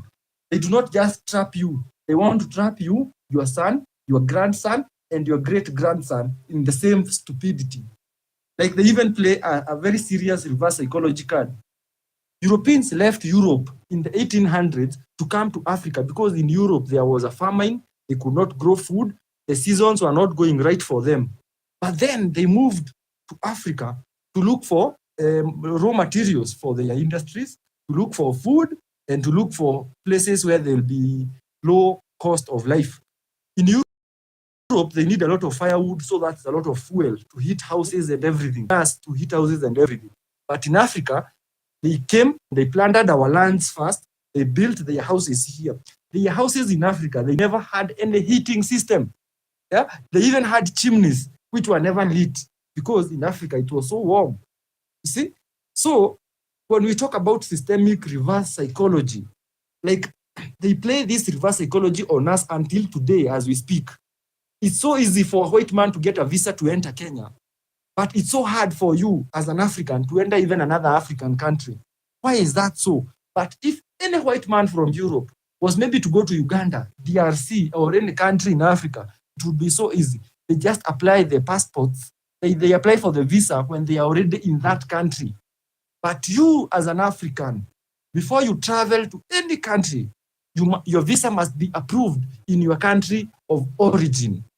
You see, when we talk about systemic reverse psychology, maybe sometimes we don't think about it as deeply as how historians look at things. When I read history books, and then I am told the real stories by the people who are, human beings are also libraries. They tell you stories of what really happened, what the history books do not cover. The old people will tell you with their mouths who lived the situation. You see? So when we talk about systemic things that are making us fall into traps today, the traps of tribalism, the traps of mtu wetu. It's so systemic from way back. That's why the mentality you might be having today is the same mentality maybe your grandmother was having, maybe. Maybe you are more educated now, but there's a high chance you have the same mentality of thinking that Europe is better than Africa. Whereas Europeans left Europe 200 years ago to come to live in Africa. You see, when we talk about colonization, it's so deeply entrenched. It's so deeply entrenched. Yeah, now I'm finishing up. When now we are trying to speak the truth about this first, like when I'm telling you this, I'm not telling you just so that we go and make the changes. I'm telling you this first to spread fast awareness. First, we know why treatment thinking this way. You see, you don't just judge. You look at things from a position of love and a position of understanding. When you look at history, many things make sense. Yeah. When you look at history and how decisions came to be, you get a better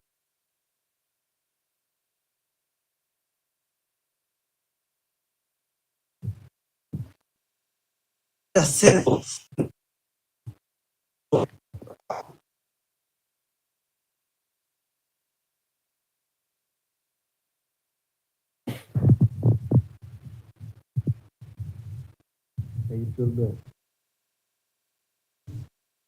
Guys, ni kama Gray hana speaker. Network yangu ndio haiko. Let me just go on now. Junior, let me start. It is me now. I'm just responding to Junior and Gray within 3 minutes or 4 minutes, as I will not take much time the way Junior has taken. You see, guys, if you listen to Junior, Junior is giving us a lot of history. And if I heard him, he's blaming a lot the white.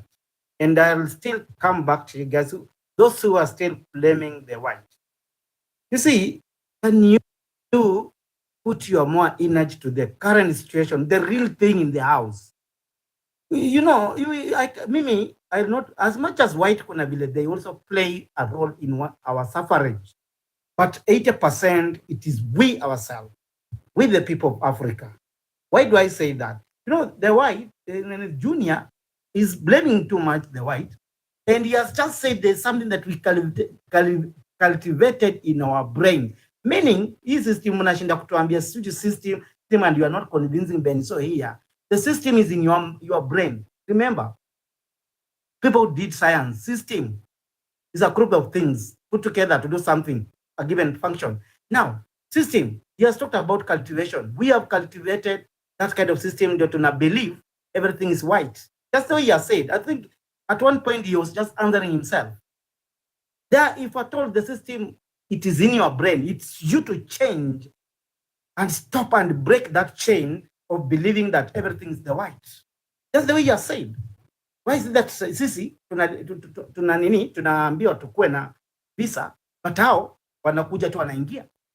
I've seen some countries, by the way, even starting with Namibia, they have said these guys, they should also be paying for the visa. You get? Which was not there. Then it's about the leader. Guys, you need to Mount Kenya, please mute. So Gray and Junior, unfortunately, has dropped. You need to now to agree and appreciate with me that the issue is not even the system, it's the persona, the people. The system is in your brain. If you know there's a culture that these European people planted in us, why can't you change it? Even if I give you the right policies here and you cannot implement, unataka kuitumia kudhulumu your all fellow Kenyans. That's wrong. 80%, guys, the problem that sisi tunapitia, just the way Junior ametupa history hapa, the problem is the people that we elect and they are the one oppressing us. I've never seen a white person coming to vote. I think Tony tried to convince me somehow how now this guy comes in. They may also fund you, then you are capable of reaching out to people. Even sometimes you can go even bribe voters. You get. That's how maybe partially you can convince me. But at the bottom line, Gray and the fellow Kenyans, the problem that we face is we can solve it. I wanted even to challenge Junior. He's speaking nicely, he knows the problem. And let me take you now to the medical side, whereby if a doctor knows that you have a malaria, you've been taken to the laboratory or a malaria test, and you are positive or suffering from malaria, he'll give you the injection of malaria. We know our problem, that there's a system that was set by the colonial that our own people are using to molest us. Why can't you uproot that mentality?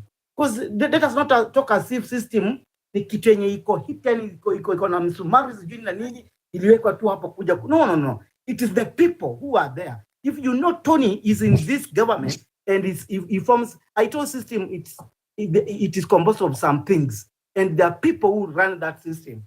If Tony is the problem, you go approach him. If we say today is Cray who is our leader, and Cray you stand for Pan-Africanism, you go there approach Tony, approach those people who are having that mentality to believe everything is white, and they are serving the interest of the whites. They just approve them. It is you as the persona.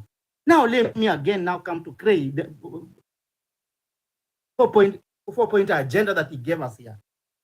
Cray, you spoke about subversion. If we understand subversion, it means some people trying to take the right course from each line, alafu wanatuweka in the wrong direction. If when at least English, when you tunaelewa English, you talked about the military, they may use military. Are white using military to overturn the government, the present government? No, it is we went to the streets with the people of Kenya Cray because of suppression from our own leaders. The people, the president alitoa military outside the CBD, outside their camp, wakakuja CBD, and they did not beat us. Those BBC ilionyesha tuko na one of the KDF alitumika kuua watu. Something that tukwa tunajua. Then you said causing disability. They cause destabilization of the country. No one is causing, I have not seen a white causing that. It is we agitated that things are not working well. This guy, they are looting, now corruption. Surely, you can't tell me a white person, they are president, ama other who are working under him, to steal, surely. We know, even in the constitution says, yeah, if that, now you guys are talking about the system and the policy. You see, the constitution says ukipatikana na corruption yafaa ushikwe, hata ufungwe milele. But people unapata mtu moja ameiba 20 billion. Hiyo ni mtu moja ama 200 billion, bro. Si mzungu amemwambia ipe, honestly speaking. And that's why I'm just correcting you guys. You capitalize your energy on the real things here. So, just tribalism. Let me just finish, Tony. No, you will continue. Just one point. I want to interject then answer as you finish. Then as you finish, Benson. Just one point. Okay. Why do you think the West want to kill... Okay, why do you think the West want to kill Ibrahim Traore? Just answer that as you continue your deliberation. Traore. Yeah, because... yeah, let me answer you. How? Listen, that's a very easy question to answer. Okay, it is because... answer that one. Listen, my brother. When Jule, we are sharp when a question is being asked. And I like such kind of questions. The whites, they have interest in Africa. Equally, they are, as much as they are supporting us, they are also using that support also to take more from us. They bring little, but take more. Look at, and listen, my brother, just I'll explain that. I'll explain that. Tony, you see, they know when you unite. Just the way Cray said, the impact of togetherness. That's the way we said, even the impact of Gen Z, you saw what it pushed mountains. The impact of togetherness, they know that if we unite, we will even surpass them. That's the reason why they want to kill him, because wataki to be united, because there is much resources in Africa. In fact, the resources that is making the West people or the white people to be where they are, it is from Africa. I agree with you. There is a way they're also taking out these resources. Before even we go for them, why can't you deal with our own leaders who are entertaining them? I'm so very objective, actually, when I'm trying to put out my point. It is our own leaders. Yeah? If Ruto or any other African president entertain them and serve their interest, mmoja anaitwa anaambiwa fanya hivi, shika hii bilioni how many dollars, but hii resources kama ni mafuta tutakuwa tuna nini, tunapeleka huko tena tunawauzia. So are you going to blame the white, or you are blaming our own people allowing that to come in atoning? That's my concern. I think I've answered you on that. Now, lastly, so Paul trying to confuse us about tribalism. Tribalism, the word bad thing, but belonging in a particular tribe. I think Tony tried to answer that well. You belong, it's a culture. Someone brought the thing culture. You belong in a given tribe, it's not a mistake, but you misusing the tribe to bring something called tribalism. It is a bad thing, Pao, because you struggle to convince us because tribalism is there, not only during election. Let me now educate you on that. Ukienda kwa unapata parastato fulani imejudge a particular tribe because of maybe the CEO ni toka kwa tribe fulani, which is wrong against the constitution. Hata right now ukienda KRA, Ruto amecheza kule Wakale. Wakati Uhuru amekuwa kwa power, unapata tena anacheza Wakikuyu, inapata what constitute what tribalism. So tribalism it is not described only on a basis of maybe voting. So it will be very wrong ukituambia ati wao Mjaluo sana anafanya Murang'a jini nini. That one now you are not describing the word tribe. That is we are tribalism that we are talking about here. Mutu, just I think hata mtu alikuchallenge hapa, mbona saa hii there are people who never voted for Ruto, but they are the ones saying Ruto is good because just because their person or kingpin Raila Odinga amesema Ruto ni mzuri, wacha tumsupport. That is tribalism. They are not going there because of just tribal law. Someone is just going there because mtu wangu amesema niende pale. So being tribalist is when if something wrong is happening. Watoto walikuuliwa, yes. Why are you going there if you know watoto waliuliwa? I remain to be a Luya, but I remain to be a Kenya. That's why we need to be very objective. How? Hapo niliona maze, you did not score well there. You really struggled to answer that. It was wrong to tell us ati tribalism inakujanga tu wakati wa voting. Ili hadi tunasikia in a particular company kabila fulani imejaa pale. You get I agree. That's now what we call tribalism. I stand to be corrected. Sawa. Benson. Yes. Thank you. I stand to be corrected. Sawa. And lastly, 30 seconds. The word you are arguing about. The word you are mistaken arguing about, Benson, is between tribalism and tribe. This guy, Meshika, tribalism is a crime. No. Exactly. That's what we are talking about. Tribalism is not a crime. Tribalism is not a crime and has never been a crime. Tribalism is a crime. Tribalism is a crime. Mount Kenya, please. Let me land. Alafu tribalism is a crime. Under what penal code? Penal code gani hiyo inasema tribalism is a crime? How? And Mount Kenya. Can I land? Then sorry, I have to leave you guys.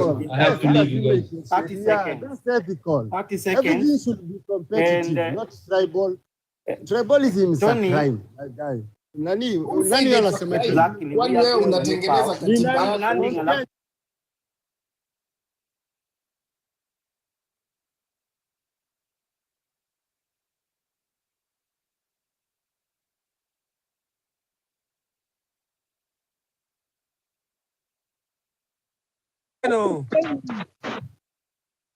Ule msichana ulipewa na anti yako baada hajaenda. Anaenda wapi bwana? Sasa mimi nikioa tena msichana bibi anaenda. Uliona wewe uli sura mbaya, uliona dawa. Hiyo sura mbaya hiyo, mwanaume lazima akuwe sura mbaya, kwani nakuwa sura mzuri ili Kwanza huyu Otieno si Mjaluo, ni Kongo man. Amezaliwa Kongo. Kwani mwanaume anafaa kuwa na sura mzuri? Mwanaume ni kama nyando hivi, macho yake imeingia ndani, lakini ya nyando ni mbaya. Kuona bwana. Wacha sasa tuone hata chogo. Otieno, na kwani kama ukiongea unakaa hivi ukilala? Wewe unatambua mwingine. Unataka kuona nani? Nani anataka kuniona? Mimi kitu najua ati songa ni maembe. Osima. Mimi nataka kukuona. Fungua kamera mama. Nani anataka kuniona? Wewe Nyando nenda kwa mama yako hapa mwenye umeitanga mama, nimekukosea mama. Hero. Weka yeye kwa screen. Nyando yo. Enda huko soso wewe. Enda huko Nyarisia soso wewe. Hey, mama ane. Soso lakini mtu anaenda. Hakuna. Kuru. Wewe watu ni news. Waneni nani kwa? Tafadhali. Wanenotie. Watu wamwachie wa TV kubwa. Unajua mimi naendesha kadi kubwa. Inarokoma ingono, manokoma songa neno kama ni TV. Ongea wewe. Kombe magdo sura. Okay, sura wewe kikom. Kombe magdo sura. Chogo. Mapanga anakuja kuona kumbe ndio maana ana bwana. Political arena benefit. Kwa neno jadi. Mapanga ana bwana ni mtu mkali kumbe ndio maana ana bwana nimejua shida yake. Non living things better malo living things.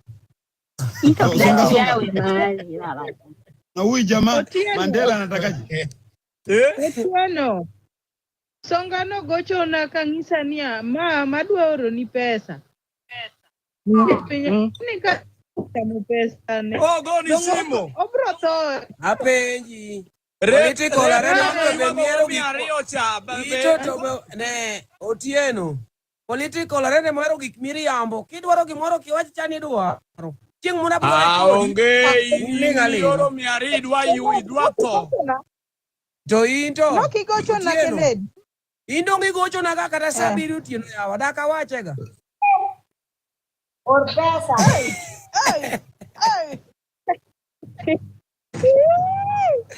Bede ngama kanu si. Inseche ma wan kodi to kalandi. To seche ma gocho ni kilando. In ki Otieno political arena ngama rach. En ko gocho na talingo. Tato ka gocho ne to wuoyo. Kamane kaka en onge wach. Ketha ka wuonu kinya keti. Kennedy nyamaki. Kennedy ni gocho kania. Idwa oro na pesa. Dong nyisa kama tangisi. To dong apena pani mana kaka nyaminwa yawa. Otieno. Kiparo ngato kaka politiko donyo katine lunge mane nyamin. To daki yoro. Ngeni ni yoro ka in gi targets moko maricho. To karen mane ngi target mono dwa miya gimoro no miya.